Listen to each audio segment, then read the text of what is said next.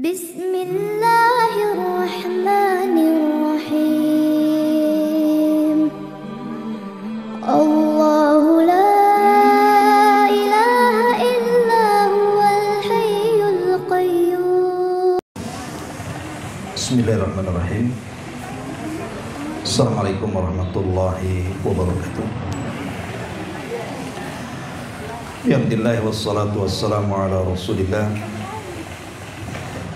wa ala alihi wa sahbihi wa mawalah wa la hawla wa la quwwata illa billahi wa ba'd.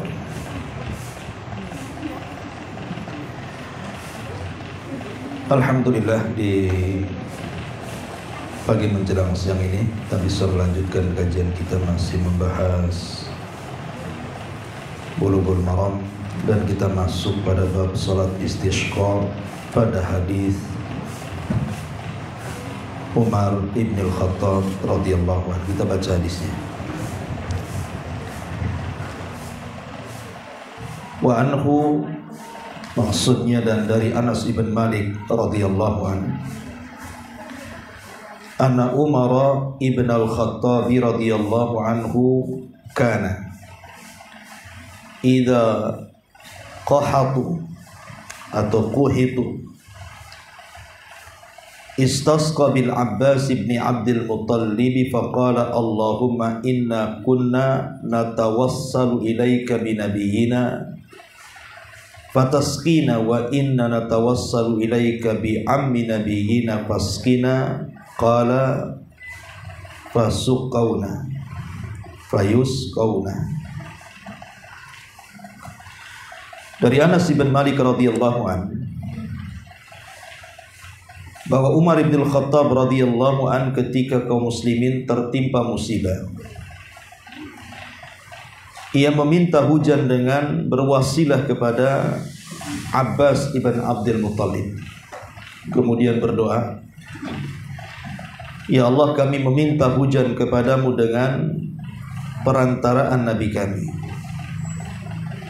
Kemudian engkau menurunkan hujan kepada kami, maka sekarang kami memohon kepadamu dengan perantaraan paman Nabi kami, maka turunkanlah hujan untuk kami. Maka Anas bin Malik radhiyallahu anhu berkata, mereka pun kemudian mendapatkan hujan.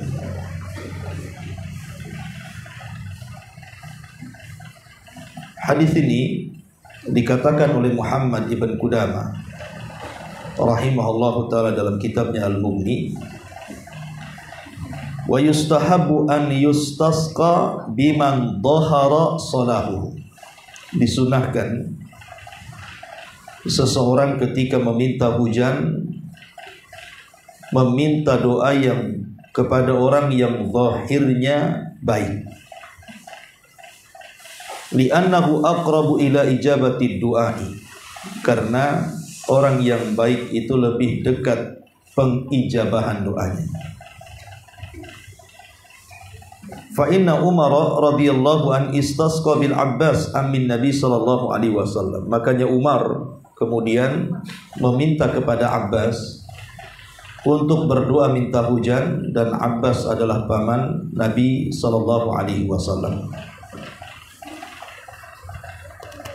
Bahkan dalam sebuah riwayat bahwa Muawiyah bin Abi Sufyan pernah keluar minta hujan. Ketika dia sedang duduk di atas mimbar, maka Muawiyah bertanya tentang Yazid ibnul Aswad al-Jarashi, karena dia orang saleh. Maka Yazid pun kemudian berdiri dan Muawiyah mendoakan. Kemudian dia berkata, Allahumma ya Allah, inna nastashfi'u ilaik bi khairina wa afdalina Yazid ibn al-Aswad. Ya Allah, sesungguhnya kami meminta bantuan kepadamu dengan manusia terbaik di antara kami dan terafdal di antara kami, Yazid ibn Aswad. Kemudian Muawiyah mengatakan, ya Yazid, irfa yadaika, wahai Yazid, angkatlah kedua tangan. Maka Yazid pun mengangkat kedua tangannya dan dia pun berdoa kepada Allah Subhanahu wa taala. Maka tiba-tiba kemudian datang awan hitam dan angin kencang. Maka mereka pun kemudian diturunkan hujan oleh Allah Subhanahu wa taala. Artinya kebiasaan salaf apabila melakukan salat istisqa, maka mereka akan mencari orang yang paling saleh, yang paling alim, yang paling saleh, yang paling abid, ahli ibadah, untuk memimpin doa. Seperti yang dilakukan oleh Umar, dia meminta Abbas, kemudian juga yang dilakukan Muawiyah bin Abi Sufyan ketika meminta doanya Yazid ibn Aswad, dan juga ulama yang lainnya. Imam Ad-Dhahhak juga demikian. Dijelaskan beliau mencari orang saleh kemudian meminta kepadanya untuk berdoa agar Allah Subhanahu wa taala menurunkan hujan. Ma'asyiral muslimat yang dimuliakan Allah Azza wa Jalla, hadis ini banyak faedah yang kita akan petik. Di antara faedah yang pertama, bahwa hadis ini bukan menunjukkan tentang tawassul dengan jahnya Nabi sallallahu alaihi wasallam, artinya dengan kemuliaan Nabi sallallahu alaihi wasallam. Tetapi yang dimaksud adalah bertawassul dengan doanya Nabi. Jadi di zaman Rasul, kata Umar, apabila terjadi paceklik, maka mereka meminta kepada Nabi SAW untuk berdoa. Nah, ketika Rasul sudah meninggal, maka para sahabat Nabi SAW datang kepada Abbas, tidak meminta kepada kemuliaan Rasul, karena Rasul sudah wafat. Makanya datang kepada Abbas ibn Abdul Muttalib. Sebab kalau seandainya tawassul dengan kemuliaan Nabi yang sudah wafat itu disyariatkan, tentu Umar bin Khattab tidak akan meminta Abbas untuk berdoa. Cukup menyebut dengan jahnya Rasulullah sallallahu alaihi wasallam. Kemudian yang kedua, ketika Umar bin Khattab radhiyallahu anhu meminta Abbas, paman daripada Nabi sallallahu alaihi wasallam, untuk memimpin salat istisqa dan berdoa, Umar ini hendak menampakkan kepada para sahabat tentang kedudukan Ahlul Bait. Tentang kedudukan Ahlul Bait. Dan yang tidak dipahami oleh orang Syiah. Karena orang Syiah itu menuduh bahwa Abu Bakar, Umar itu kafir karena tidak memuliakan ahli bait. Padahal lihat bagaimana Umar bin Khattab radhiyallahu anhu, dia tidak memimpin sendiri. Dia bisa saja selaku Amirul Mukminin memimpin salat istisqa. Kemudian dia berdoa. Dan Umar, siapa Umar? Ma'ruf Umar, ahli ibadah, manusia terbaik kedua setelah Abu Bakar dari kalangan para sahabat. Tetapi Umar tidak memimpin sendiri. Dia meminta kepada Abbas ibn Abdul Muttalib untuk menggantikan posisinya, karena Umar ingin menampakkan tentang kemuliaan Ahlu Bait, keluarga Nabi sallallahu alaihi wasallam. Kemudian yang ketiga,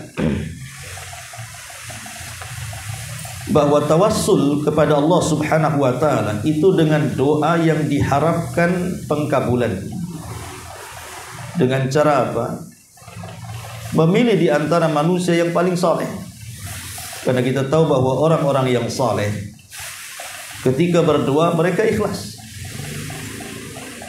Dan mereka penuh dengan khusyuk dan takut kepada Allah Azza wa Jalla, sehingga memungkinkan untuk dipercepat doanya, dipercepat pengijabahan doanya. Makanya tadi disebutkan oleh Imam Ibnu Qudamah yang saya sebutkan, disunnahkan kalau memimpin salat istisqa itu ambil yang paling soleh di antara kaumnya, kemudian berdoa kepada Allah Subhanahu wa taala maka dengan sebab itulah mempercepat tentang ijabah doa. Ma'asyiral muslimat yang dimuliakan Allah Subhanahu wa taala. Kemudian juga yang selanjutnya adalah adapun tata cara tawassul yang dilakukan Umar dengan Abbas ibn Abdul Muttalib ini. Jadi tawassul itu dalam kondisi-kondisi tertentu, dalam kondisi-kondisi genting, maka boleh seseorang itu mencari orang yang mendoakan dirinya. Umpamanya seseorang itu lagi kesulitan, entah ekonomi, entah kesehatan, entah apalah, pokoknya dalam kondisi kesulitan. Maka tidak mengapa seseorang bertawassul dengan orang soleh yang masih hidup, dengan orang-orang yang zahirnya takwa, zahirnya ahli ibadah, meminta doanya. Walaupun sekali lagi bahwa doa langsung kepada Allah itu jauh lebih baik. Berdoa langsung kepada Allah tanpa perantara itu jauh lebih afdal. Karena Rasul yang mengatakan kepada Abdullah ibn Abbas radhiyallahu anhuma, "Idza sa'alta fas'alillah." Kalau minta langsung kepada Allah tanpa harus perantara. Tetapi kalaupun lewat perantara maka hukumnya boleh saja, walaupun ada yang mengatakan sunnah. Kemudian juga diantara faedah hadis ini bagaimana tawadhu'nya Umar bin Khattab, rendah hatinya Umar bin Khattab radhiyallahu anhu. Dia tidak mendahulukan dirinya karena ada orang yang lebih mulia dari keluarga Nabi sallallahu alaihi wasallam, Abbas ibn Abdul Muttalib. Dan di sini juga ada keutamaan Abbas, karena kan keluarga Nabi bukan Abbas saja, tapi kenapa kemudian dipilih Abbas? Menunjukkan ada kedudukan Abbas ini di mata Umar dan di mata Nabi sallallahu alaihi wasallam, karena Abbas ini satu-satunya paman Nabi SAW yang hidup setelah wafatnya Rasul yang masih Islam. Kan paman Nabi SAW yang mendapati kenabian itu cuma 4. Selebihnya sudah meninggal sebelum Rasul diangkat jadi Nabi. Lah 2 mukmin 2 kafir. Adapun yang mukmin Hamzah dengan Abbas. Dan Hamzah meninggal di perang Uhud. Sehingga tinggal Abbas ibn Abdul Muttalib paman Nabi SAW yang mukmin. Adapun yang kafir dua-duanya meninggal. Sebelum Nabi SAW meninggal, Abu Lahab dan juga Abu Jahal. Cuman bedanya Abu Jahal memusuhi Rasul, kalau Abu Lahab Abu Lahab dengan Abu Talib. Abu Lahab memusuhi Nabi SAW, sementara Abu Talib justru membela Nabi SAW. Lah karena kedudukan Abbas ini sebagai pamannya Rasul, itulah kenapa Umar mendahulukan Abbas. Dan ini menunjukkan bahwa Abbas ini memiliki kedudukan tersendiri di mata Umar ibn Khattab radhiyallahu anhu. Kemudian juga dalam hadis ini ada pensyariatan salat istisqa. Maksudnya meminta hujan langsung dari Allah Subhanahu wa taala dengan cara doa dan tadarrur, merendahkan diri kepada Allah Subhanahu wa taala. Kemudian juga dari hadis ini tentang pentingnya doa, bahwa doa itu bisa menyingkap seluruh kesulitan manusia, dan doa itu adalah silahul mu'min, senjatanya orang muslim. Jangan pernah meremehkan sebuah doa. Makanya sering saya katakan, banyak yang tidak paham nilai sebuah doa itu kecuali para nabi dan orang-orang yang mengikuti nabi. Karena banyak orang yang melalaikan doa. Orang terkadang kurang yakin dengan adanya Allah Subhanahu wa taala, sehingga kalau ada kesulitan yang pertama kali datangi adalah manusia yang lainnya. Dia meminta tolong kepada manusia yang lemah yang tidak bisa mengabulkan doanya. Padahal di sana ada zat yang maha kaya, maha kuasa, Allah Subhanahu wa taala. Makanya doa ini adalah silahul mukmin, dan doa ini penting dalam kehidupan kita. Apalagi kedudukan doa sendiri adalah sebuah ibadah. Kalaupun seandainya doa-doa kita tidak dikabulkan oleh Allah Subhanahu wa taala, tetap saja doa itu dapat pahala karena dia sebuah ibadah. Apalagi dikabulkan berarti sudah dapat pahala, dapat keinginannya. Jadi jangan pernah tinggalkan berdoa. Kemudian juga di antara faedah hadis ini bahwa tidak ada yang bisa menyingkap sebuah perkara yang sulit ataupun sesuatu yang memadaratkan kecuali Allah Subhanahu wa taala. Paceklik adalah sesuatu yang bisa memadaratkan, dan tidak ada yang bisa menyingkap paceklik kecuali Allah Subhanahu wa taala. Dan di sini juga ada faedah tentang lemahnya manusia sehingga berhajat kepada Allah Subhanahu wa taala. Baru diuji kekeringan saja beberapa hari, kadang-kadang kita sudah menjerit kesulitan. Tidak ada air, kekeringan, dan begitu seterusnya. Menunjukkan bahwa ketika Allah Subhanahu wa taala menahan hujannya beberapa hari saja, tidak perlu bertahun, itu manusia sudah lemah, tidak bisa apa-apa. Makanya pentingnya seseorang itu merasa kecil di hadapan Allah dan merasa miskin, dan kita sangat butuh dan berhajat dengan Allah Subhanahu wa taala dalam perkara apapun. Kemudian juga di antara faedah hadis ini bahwa orang yang sudah meninggal tidak mungkin memberikan manfaat kepada orang yang hidup. Orang yang sudah meninggal tidak mungkin memberikan manfaat kepada orang hidup. Makanya sahabat tidak datang ke kuburan Nabi, tapi datang kepada orang yang hidup, Abbas ibn Abdul Muttalib. Bisa saja para sahabat datang ke kuburan Nabi kan, kemudian meminta kepada Nabi yang ada di kuburan, tapi tidak dilakukan oleh para sahabat karena mereka tahu Rasul sudah meninggal. Dan orang yang meninggal itu tidak mungkin memberikan manfaat kepada orang yang hidup. Tidak sebaliknya. Kalau orang hidup masih bisa memberikan manfaat kepada orang mati dengan cara berdoa, dan itu yang diharapkan orang yang mati. Tapi kalau orang mati kepada orang hidup, dia tidak bisa memberikan manfaat.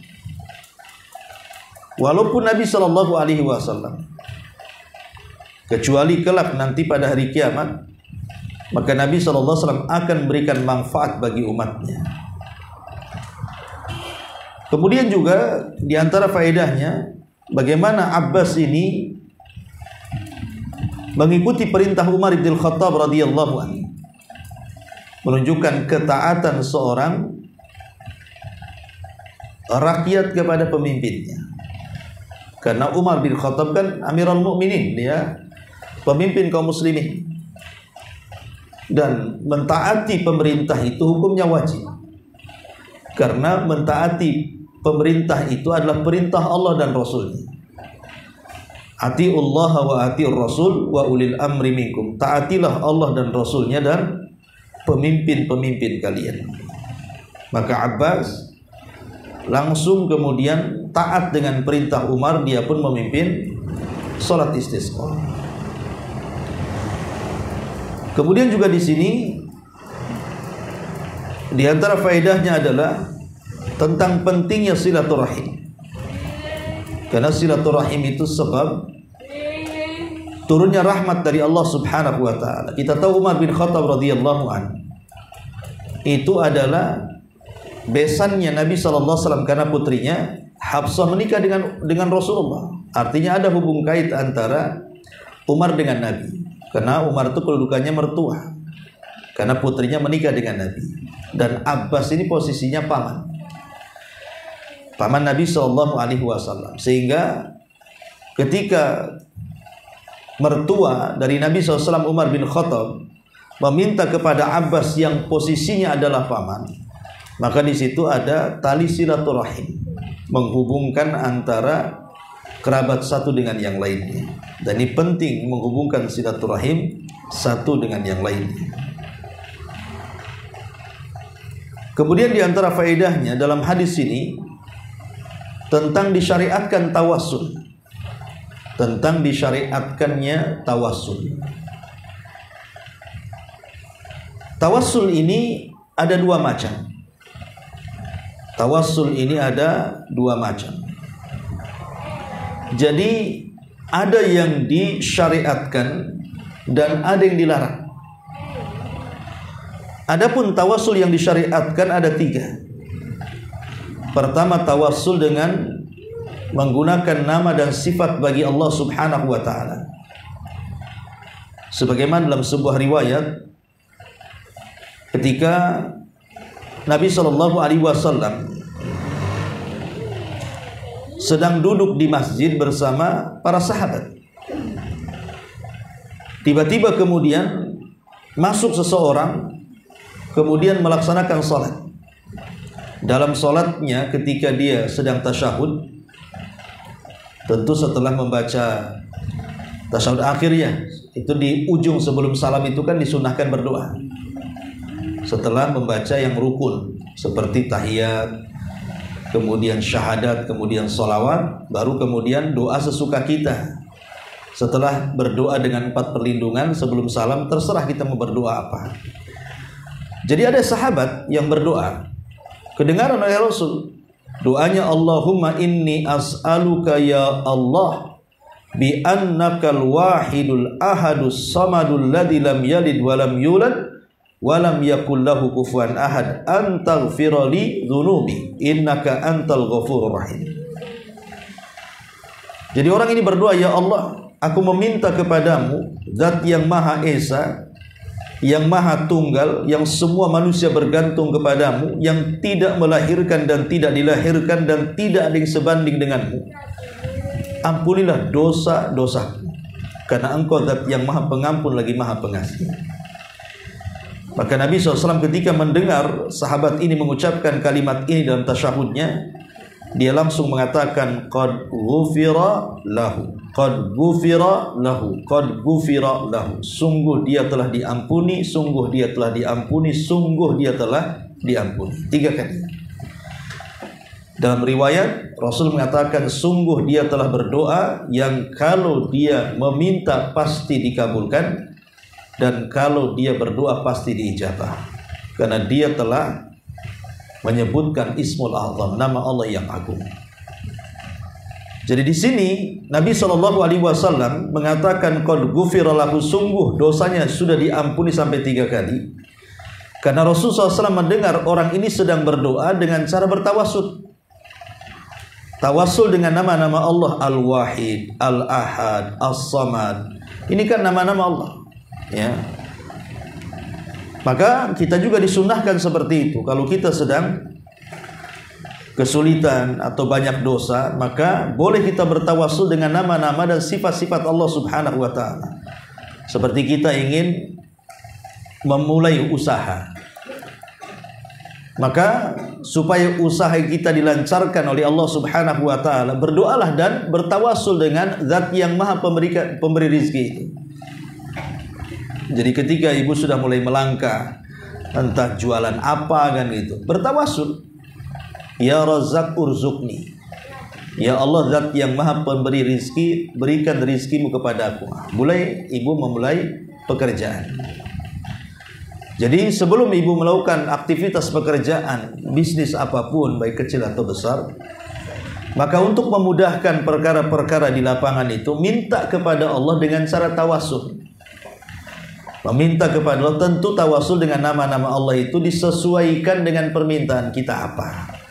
Kalau minta rizki yang perbanyak, ya Razzaq. Kalau minta anak, ya perbanyak, ya Wahhab. Kalau minta ampun, ya perbanyak, ya Ghaffar, dan begitu seterusnya. Jadi sesuaikan nama-nama Allah itu dengan permintaan yang kita minta. Nah, itu namanya tawassul dengan nama-nama dan sifat bagi Allah. Karena Allah mengatakan dalam surah Al-A'raf ayat 108, walillahil asmaul husna fad'uhu biha. Dan Allah itu memiliki nama-nama yang sangat indah, maka berdoalah dengan nama-nama itu. Ini yang pertama. Adapun yang kedua, tawassul dengan amal saleh, dengan iman, dengan amal saleh. Seperti Allah Subhanahu wa taala berfirman dalam surah An-Naml ayat 19 ketika menceritakan tentang kisah Nabiullah Sulaiman, di mana di antara doa Nabi Sulaiman ketika melihat semut, kemudian dia tersenyum, fatabassama dhahika min qauliha, dia pun tersenyum dengan ucapan semut itu. Wa qala, dan dia mengatakan, Rabbi auzi'ni an ashkura ni'mataka allati an'amta 'alai wa 'ala walidai wa an a'mala salihan tardah wa adkhilni bi rahmatika fi ibadika salihin. Ya Rabb, anugerahkan kepadaku agar aku bisa bersyukur akan nikmat-Mu, dan anugerahkan kepadaku agar aku bisa bersyukur kepada kedua orang tuaku, dan agar aku bisa beramal soleh yang Kau ridhai, dan masukkan aku dengan rahmat-Mu, digolongkan dari hamba-hamba-Mu yang soleh. Di sini Sulaiman, Nabiullah Sulaiman alaihi salam bertawassul dengan amal soleh, agar dia bisa bersyukur dengan nikmat Allah, dengan nikmat kedua orang tua, dengan amal-amal soleh. Maka bertawassul dengan iman dan amal soleh itu salah satu yang disyariatkan dalam rangka mendekatkan diri kepada Allah Azza wa Jalla. Contohnya seperti 3 anak muda yang terjerembab dalam sebuah gua yang pernah saya ceritakan dulu. Jadi ada 3 anak muda yang sedang safar. Karena kelelahan, akhirnya mencari gua untuk beristirahat. Masuklah mereka ke dalam gua. Rupanya ketika sedang beristirahat, tiba-tiba ada lini kemudian menjatuhkan batu besar persis di pintu gua. Akhirnya tidak bisa didorong karena besar batunya. Kemudian 3 orang ini putus asa, berusaha keluar tidak bisa. Akhirnya salah seorang di antara mereka mengatakan, kita tidak mungkin keluar dari gua ini kecuali karena pertolongan Allah. Maka untuk mendatangkan pertolongan Allah, mari kita bertawassul dengan amal soleh terbaik kita. Akhirnya yang satu bertawassul dengan birrul walidain, bahwa dia dulu pernah melakukan amalan yang sangat mulia berupa birrul walidain. Dia mendahulukan kedua orang tuanya dibandingkan anak istrinya. Jadi dia selalu memerahkan air susu untuk kedua orang tua, dan itu kebiasaan dia setiap hari. Sampai satu hari dia telat sehingga kedua orang tuanya tertidur. Maka sebagai kafarah karena dia merasa bersalah telat memberikan air susu, maka dia langsung berdiri di tempat orang tuanya tidur menunggu bangun keduanya. Sementara anak istrinya sedang kehausan, kelaparan. Tapi dia tetap berdiri sampai kedua orang tuanya bangun, kemudian memberi minum kepada kedua orang tuanya. Kata orang ini, ya Allah, kalau memang perbuatanku ini sebuah amal saleh dan ada pahalanya, bukakan pintu gua itu. Akhirnya tergeserlah pintu gua secara ajaib, tapi tidak bisa keluar juga karena baru kecil lubangnya. Kemudian yang kedua, mulai dia bertawassul bahwa dia dulu punya pekerja. Saat hendak digaji, hilang pula pekerjanya ini bertahun-tahun. Ketika kemudian dia butuh dengan uang yang pernah dia bekerja, dia mau mengambil kembali. Tiba-tiba oleh majikannya diperlihatkan kambing 1 lembah. Kemudian diceritakan bahwa gajimu itu, kata majikannya, aku belikan 2 ekor kambing, sekarang sudah beranak pinak sebanyak selembah itu. Ambil itu semua milikmu. Saking amanahnya kan gitu. Akhirnya kemudian dia mengatakan, ya Allah, kalau memang amanahku mengembalikan hak pekerjaku ini sebuah amal saleh, maka bukakan pintu gua. Akhirnya terbuka pintu gua. Kemudian orang yang ketiga bertawassul dengan afaf, menjaga kehormatan. Karena ketika dia hendak berzina dengan seorang wanita, kemudian wanita ini menasihati, bertakwalah kau kepada Allah wahai anak muda. Akhirnya orang ini takut dan membiarkan si wanita keluar dan beri uang. Kemudian dia mengatakan, ya Allah, kalau menjaga kehormatanku waktu itu sebuah amal saleh dan ada pahalanya, bukalah pintu gua ini. Akhirnya terbuka semuanya. Dari riwayat ini kata para ulama, jangan pernah remehkan amal kecil sekecil apapun. Apalagi amal kecil itu identik dengan keikhlasan. Karena terkadang amal-amal yang dilakukan dengan cara ikhlas itu bisa kita gunakan sebagai senjata pamungkas saat kita sedang mengalami kesulitan.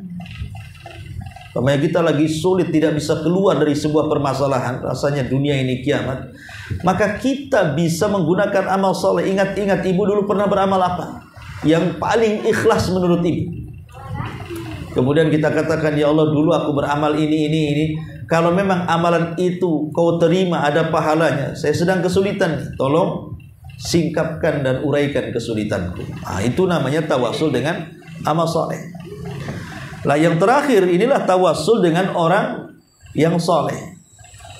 Seperti hadis yang kita bahas di sini, di mana para sahabat Nabi SAW dipimpin oleh Umar bin Khattab radhiyallahu anhu, mereka datang kepada Abbas supaya berdoa kepada Allah dalam kondisi kesulitan, paceklik yang berkepanjangan.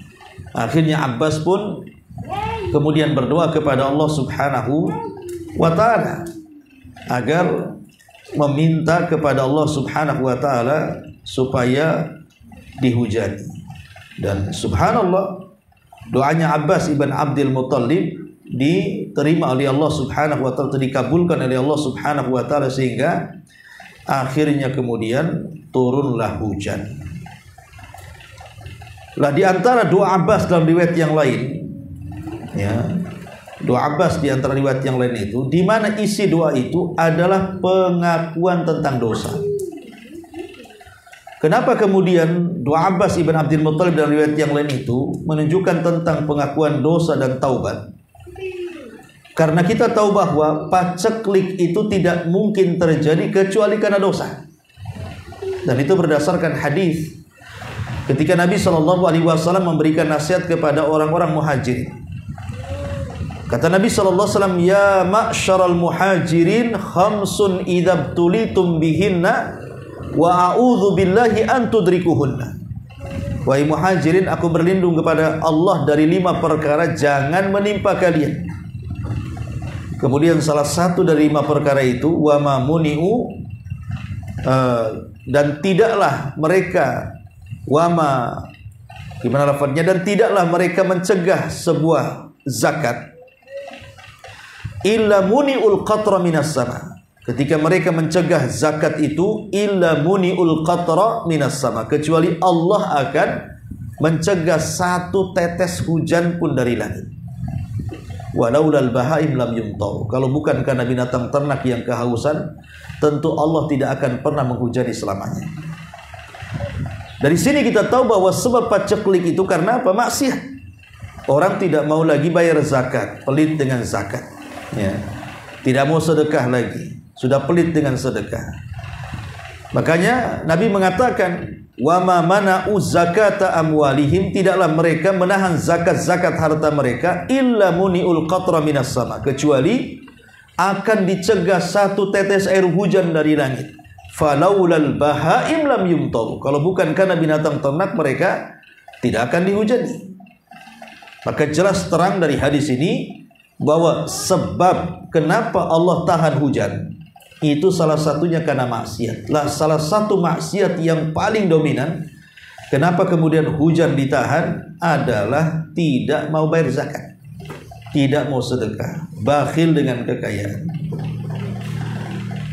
Ma'asyiral muslimat yang dimuliakan Allah Subhanahu wa taala. Jadi dari sini kita tahu bahwa doa istisqa itu harus betul-betul seseorang itu mengakui dosa-dosanya.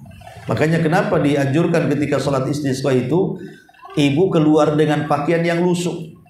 Jangan sholat istisqa pakaiannya ngejreng-ngejreng gitu kan, ataupun menggunakan menor-menor dan begitu seterusnya. Nggak begitu ya, keluar saja. Nggak usah pakai bedak, pakai lipstik, pakai apa, pakaiannya pun yang paling jelek yang pernah ibu punya, keluar sholat istisqa. Karena tujuannya kita adalah sedang merasa butuh dengan Allah. Kita ini hamba, tunjukkan kita ini lemah di hadapan Allah, bahwa Allah itu kuat. Kita ini sangat berhajat dengan Allah, dan Allah lah pemberi hajat-hajat kita. Makanya kenapa sholat istisqa sampai seperti itu, dandanannya pun harus diatur. menunjukkan kelemahan dan kefakiran kita di hadapan Allah. Kemudian setelah itu ada pengakuan dosa. Pengakuan dosa dan juga kita bertobat kepada Allah Subhanahu wa taala. Ma'asyiral muslimat yang dimuliakan Allah Subhanahu wa taala. Inilah di antara tawassul yang disyariatkan. Tapi sekali lagi khusus untuk yang terakhir. Kalau yang pertama dan yang kedua, tawassul pertama dengan nama dan sifat Allah, yang kedua tawassul dengan iman dan amal soleh, ini sepakat, ya, tidak ada khilaf ulama, disyariatkan. Artinya hukumnya sunnah. Tapi yang ketiga, meminta doa kepada orang soleh, ini hukumnya hanya boleh saja. Pendapat yang kuat hukumnya boleh, tidak sampai kepada sunnah. Karena sekali lagi sebaik-baik doa adalah tanpa perantara, langsung kepada Allah Subhanahu wa taala. Itu sebaik-baik doa. Tapi kalaupun seandainya datang kepada orang yang zahirnya soleh kemudian kita minta doa, maka tidak mengapa, boleh, tidak ada masalah. Tapi kalau sampai kepada sunnah, menurut para ulama, pendapat yang kuat hanya boleh saja. Kita tidak mengingkar ada yang mengatakan sunnah, tetapi pendapat yang kuat hukumnya boleh. Sebaiknya kalau kita ingin meminta sesuatu, maka langsunglah permintaan kita kepada Allah tanpa harus meminta kepada orang lain. Ini diantara faedah hadis ini. Baik, kemudian hadis selanjutnya di sini wa anhu, dan dari Anas juga Ibn Malik radhiyallahu anhu. Qala ashabana, berkata ashabana. Qala berkata Imam Anas bin Malik radhiyallahu anhu, masih hadis Anas ini. Qala asabana, telah mengenai kami hujan. Wa nahnu ma'a Rasulillah sallallahu alaihi wasallam matar, dan kami bersama Rasul, jadi kami terkena hujan. Qala fahasara thawbahu, maka Rasul membuka sebagian pakaiannya, hatta asabahu minal matar, supaya sebagian badannya itu tersentuh dengan air hujan. Wa qala, dan Nabi sallallahu alaihi wasallam mengatakan, innahu haditsu ahdin bi rabbi, sesungguhnya ini haditsu ahdin bi rabbi, maksudnya baru saja Allah Subhanahu wa taala menurunkan rahmatnya. Baru saja Allah Subhanahu wa taala menurunkan rahmatnya. Hadis ini disebutkan oleh Imam Nawawi rahimahullahu taala, annahu yustahabu inda awalil matar, disunahkan ketika permulaan turun hujan, an yakshifa ghaira auratihi, seseorang boleh membuka selain auratnya, liyanalahul matar, supaya terkena air hujan. Kenapa? Karena kita ingin mendapatkan berkah dari turunnya rahmat, ya. Makanya ibu kalau seandainya berada di rumah kemudian turun hujan, maka tidak perlu takut ibu terkena hujan. Ada orang yang ketakutan dengan hujan, sehingga ketika ada hujan tuh langsung lari, lari-larinya masuk rumah kan. Entah kenapa, kata alasannya nanti kalau kena kepala, sakit kepala lah Ustaz gitu. Itu karena mitos terlampau di sugestinya kekencengan itu namanya. Makanya jadi betul sakit kepala jadinya kan. Tapi kalau mamanya ibu biasa aja, kalau ada hujan, ya keluarkanlah kepala itu dari jendela, biar adalah 1 titik 2 titik tetes hujan itu mengenai badan, maka itu sunnah Nabi, kata Imam Nawawi. Ya, kalaupun tidak kepala, ya mamanya tangan begini masukkan ke jendela kan, sambil begini. Ya, yang penting adalah setetes 2 tetes hujan itu kena badan kita. Karena Nabi SAW itu sunnah, karena itu bagian daripada apa? Mendapatkan rahmat. Makanya Rasulullah SAW mengatakan, innahu haditsu ahdi bi rabbi. Ya, maknanya ketika itu baru saja turun rahmat dari Allah Subhanahu wa ta'ala. Ya. Kemudian dalam hadis ini ada beberapa faedah tentang, yang pertama tentang kashful badan ghairul aurah, disunahkan membuka sebagian badan yang jelas bukan auratnya, bukan aurat. Inda nuzuli al-matari liyusibal jasad, ketika turun hujan supaya jasad kita ada yang terkena dengan hujan tersebut. Ini sunnah Nabi Shallallahu Alaihi Wasallam yang tadi disebutkan oleh Al-Imam An-Nawawi rahimahullahu taala.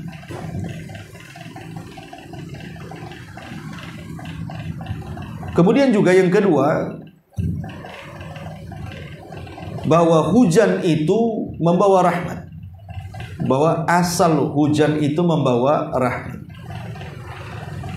Tetapi apakah kemudian semua hujan membawa rahmat? Ya tidak.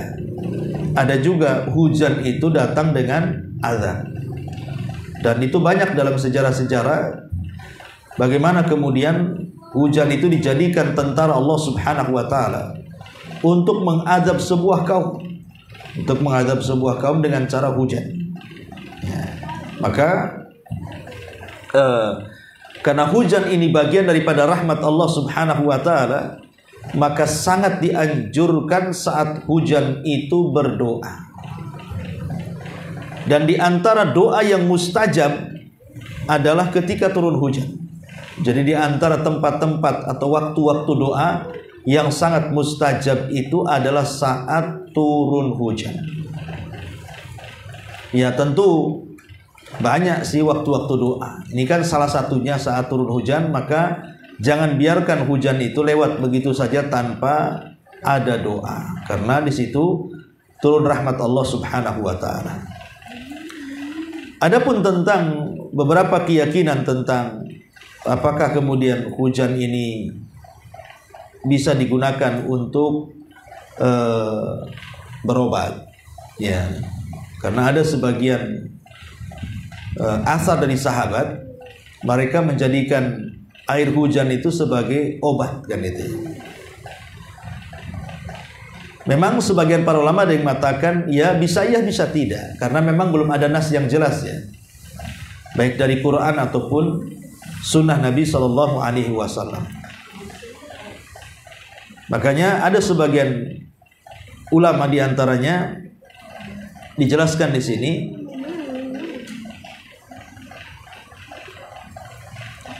kenapa alasannya kemudian air hujan itu dijadikan obat? Karena air hujan itu memiliki berkah, memiliki kebaikan, dan di balik berkah itu ada obat. Walakin la yanbaghi nisbatas syifa ila hadzal ma. Tetapi walaupun demikian, tidak boleh kita menasabkan penyembuhan kepada air hujan. Tetap kita katakan Allah Subhanahu wa taala yang menyembuhkan penyakit. Maka hujan ini hanya dijadikan sebab saja. Dan kita tidak boleh menyandarkan kepada sebab begitu saja, karena bisa masuk pada syirkul asghar. Ini diantara faedah daripada hadis Anas ibn Malik radhiyallahu anhu. Kemudian hadis Aisyah radhiyallahu anha juga dijelaskan di sini. Anna Nabi sallallahu alaihi wasallam idza kana ra'al matar. Nabi itu kalau melihat hujan, qala, maka dia langsung berdoa, Allahumma sayyiban nafi'ah. Ya Allah, semoga kau curahkan hujan kepada kami dengan hujan yang bermanfaat. Jadi kalau melihat hujan baru saja, ya, tahu-tahu udah ribut di atas atap, biasanya atap yang pakai seng atau pakai spandek kan langsung gitu, dengar. Nah, ibu kalau dengar suara itu langsung berdoa, Allahumma sayyiban nafi'ah. Ya Allah, semoga hujan yang kau hujani kepada kami ini bermanfaat, ya, bermanfaat. Jangan sampai kemudian, dan kenapa kemudian kita katakan Allahumma sayyiban nafi'ah? Ini untuk menyelisih orang-orang musyrik. Karena orang-orang musyrik zaman dulu, apabila mereka melihat hujan, mereka mengatakan mutirna binau'i kadza wa kadza. Kami dihujani dengan bintang ini dan itu. Jadi mereka menasabkan hujan itu kepada bintang. Maka Nabi SAW kemudian bersabda bahwa asbaha min ibadi mu'min bi wa kafirun bi. Kata Allah Subhanahu wa taala dalam hadis qudsi, di pagi hari ada hambaku yang beriman denganku dan kafir denganku.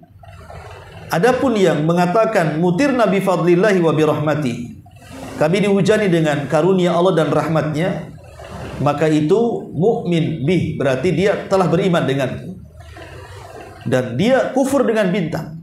Tapi barang siapa yang mengatakan mutirna binawi kada wa kada, kami dihujani dengan bintang ini dan itu, fadzalika kafirun bi, maka dia telah kafir denganku, mukminun bil kawakib, dan beriman dengan bintang. Jadi ketika kita menyebutkan Allahumma shayban nafi'a, berarti kita sedang menyelisih akidahnya orang-orang musyrik.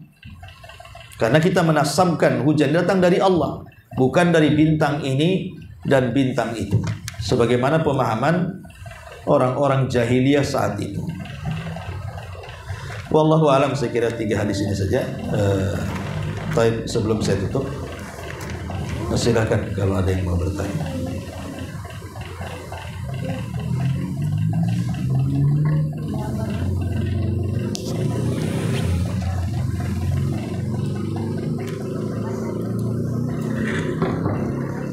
Assalamualaikum warahmatullahi wabarakatuh. Waalaikumsalam. Ustaz, tadi kan dikatakan bahwa doa itu adalah ibadah, doa pun ibadah. Nah, yang ingin ditanyakan adalah apakah doa itu bisa kita panjatkan kepada Allah kapan aja dan dalam kondisi apa aja, dan tanpa kita mengedepankan adab-adab dalam berdoa, Ustaz. Nah, ya, alhamdulillah. Pertama, doa itu ada 2 macam. Ada yang disebut dengan doaul ibadah, doa dalam bentuk rutinitas ibadah, seperti doa habis sholat, itu aja yang dibaca. Doa masuk kamar mandi, keluar kamar mandi, itu aja yang dibaca. Kemudian doa sebelum tidur dan sesudah tidur, itu juga yang dibaca. Itu namanya doa ibadah, rutinitas. Ya, itu aja yang dibaca. Dan harus dibaca pada tempatnya. Nggak bisa doa tidur dibaca mau makan, doa makan pula dibaca ketika doa puasa, kan gitu. Jadi harus sesuai dengan tempatnya. Dan secara umum doa ibadah masuk pada semua ibadah, termasuk sholat, puasa, zakat, ibadah, semua ibadah itu di dalamnya pasti ada doa ibadah. Kemudian yang kedua namanya doa masalah. Lah, doa masalah ini adalah doa ketika kita sedang ada kesulitan. Ya, tentu doa masalah sendiri bisa dilakukan dengan adab atau spontanitas. Seperti Nabi SAW mengatakan, apabila tali sendalmu putus, maka mintalah kepada Allah tali sendalmu. Jadi kalau seandainya kita sedang jalan kaki atau mogok motor kita, minta kepada Allah, ya Allah, mogok saya, motor saya mogok, mudah-mudahan di depan ada bengkel. Nah, itu doa namanya. Ya. Karena Rasul mengatakan, kalaupun tali sendal kita yang putus, suruh minta tali sendal. Apakah kemudian tiba-tiba hujan tali sendal? Ya, tidak begitu cara Allah memberikan tali sendal. Boleh jadi kemudian setelah berjalan beberapa meter, kilo, tahu-tahu ketemu orang ngasih sendal. Nah, sendal yang baru, kan kita nggak tahu, ya kan?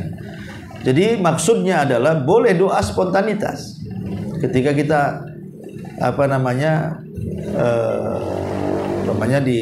tapi kalau di jalan, kalau ibu melanggar, nggak bawa SIM, nggak bawa helm, ada polisi, ya Allah selamatkan aku di polisi.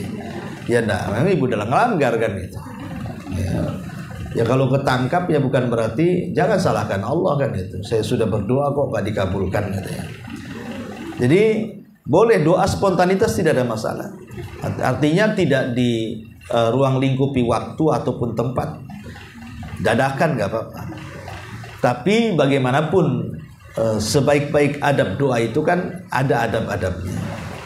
Termasuk juga kalau kita lakukan doa itu dengan cara berwudu dalam kondisi suci, kemudian kita menghadap kiblat, kemudian bersolawat, memuji Allah dan begitu seterusnya, tentu lebih baik. Ya, tapi bukan berarti doa spontanitas tidak boleh, tidak dilarang. Ya. Wallahu a'lam. Nah, ini makin besar hujannya. Baik, kita buka tanya jawab saja ya, karena juga ada yang bertanya. Nah, silakan.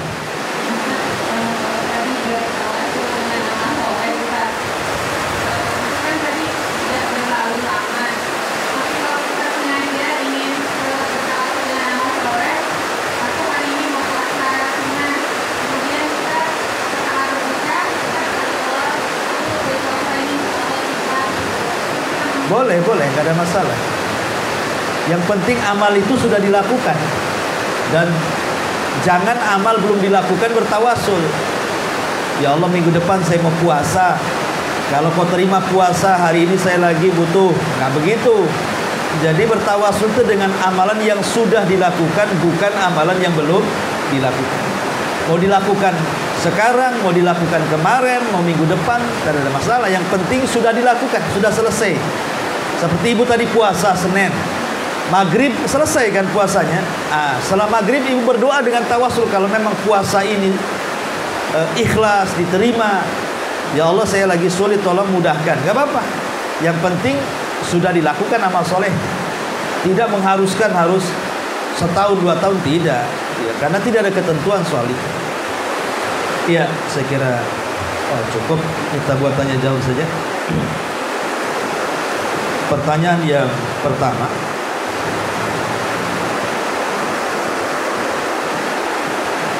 sebutkan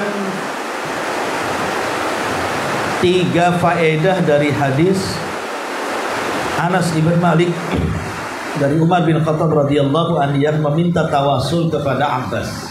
3 saja faedah. Tadi saya sebutkan banyak. Iya, silakan.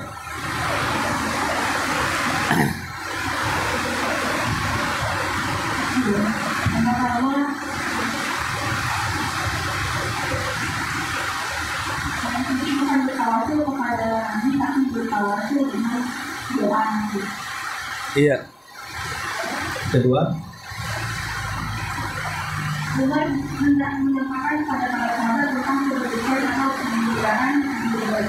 iya. Yang ketiga,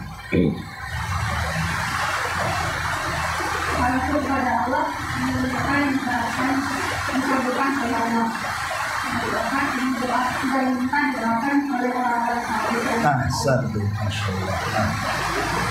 Pertanyaan kedua tentang tawasul yang disyariatkan itu ada 3. Sebutkan. Tetangganya, silakan. Iya. Iya.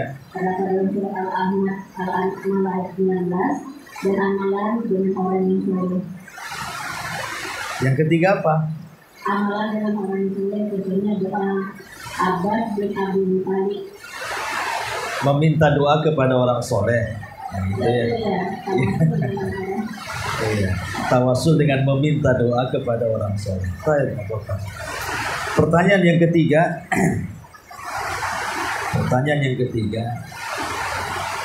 Kalau kita melihat hujan, doanya apa? Semua jawab. Nanti dirobek satu-satu. Silakan. Belum dijawab ya, nggak apa-apa.